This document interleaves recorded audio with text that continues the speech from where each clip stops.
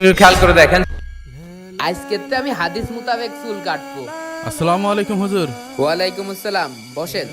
Secretary সাহেব, আপনি তো অনেক দিন পর আমার দোকানে আসলেন। বলেন ভাই, আপনার কি করাবেন? আপনার তো চুল দাড়ি সব ঠিকই আছে, কি কাটবেন? আমার দাড়িটা কেটে ক্লিন শেভ করে দেন। আস্তাগফিরুল্লাহ। আল্লাহ তাআলা আপনার এত সুন্দর দাড়ি দিয়েছে, তা আপনি কেটে ফেলবেন কেন? আর বলেন না ইমাম সাহেব, 2 বছর ধরে ইউএস এর ভিসার জন্য চেষ্টা করছি। ফাইনালি 2 দিন আগে আপনাদের দোয়ায় ভিসা পেয়ে গিয়েছি। তা এখন কিছু করার নেই, দাড়ি কেটে সাদা চামড়ার মানুষ হতেই হবে। আস্তাগফিরুল্লাহ। মানুষ দাড়ি চেয়ে পায় না, আর আল্লাহ তাআলা আপনার এত সুন্দর দাড়ি দিয়েছে, সেই দাড়ি আপনি কেটে ফেলবেন? ভারী ঝামেলায় পড়লাম তো।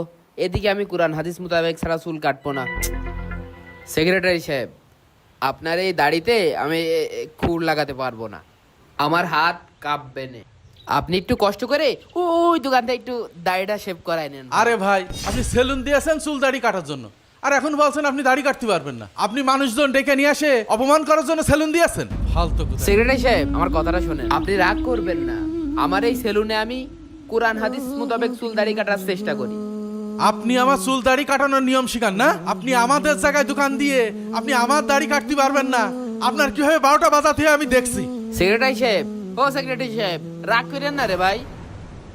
আল্লাহ, এই ছোটখাটো দোকানটাও মনে হয় হাতছাড়া হয়ে যাবে না, তুমি কিছু একটা করো আল্লাহ। ভাই, আপনার কাজ হয়ে গেছে, ওই 70 টাকা দিলেই হবে না। ইমাম সাহেব, আপনি এই সেলুনের দোকানটা দিয়ে খুব ভালো কাজ করেছেন। মসজিদে ইমামতি করার পাশাপাশি সারাদিন তো বসেই থাকি, তাই ভাবলাম যে একটা ছোটখাটো ব্যবসা শুরু করি, তাই এই ব্যবসা। আপনি খুবই ভালো কাজ করেছেন। মানুষজন তা জানে না কিভাবে সুন্নাহ মোতাবেক চুল দাড়ি কাটতে হয়। যাই হোক, আল্লাহর কাছে দোয়া করি আল্লাহ আপনার ব্যবসায় বরকত দিক। আসি তাহলে। ঠিক আছে, আর হ্যাঁ, ওই আসসালামু নতুন আলাইকুম। লোকদের একটু পাঠাই দিয়ে নে। আচ্ছা, সব লোকজনকে জানাই দিব আমি। এই রে, দোকান বন্ধ করার আবার সময় হয়ে গেল।